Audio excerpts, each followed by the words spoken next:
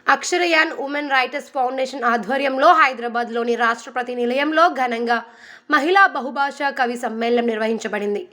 ఈ కార్యక్రమంలో Bhadrachalam all pensioners and retired persons association సభ్యురాలు మరియు భద్రాచలానికి చెందిన ప్రముఖ కవయిత్రి శ్రీమతి సోంపాక సీత పాల్గొని తమ కవితా గానాన్ని ఆలపించారు. సంబంధిత అధికారులు పర్యావరణ స్ఫూర్తి నింపే విధంగా సిరాక్ పాట్ విత్ ప్లాంట్లను కవయిత్రులకు బహుకరించారు.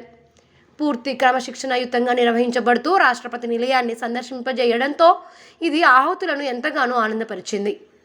కాగా ఇలాంటి ప్రత్యేకమైన ప్రోగ్రాంకి ఆహ్వానం అందుకుని సన్మానింపబడినందుకు Telangana all pensioners and retired person association Bhadrachalam division committee సభ్యులు మరియు భద్రాచలం తెలంగాణ సాహితీవాదులు మరియు పలువురు సాహిత్య అభిమానులు కవయిత్రి సోంపాక సీతకు తమ శుభ అభినందనలు తెలియజేశారు.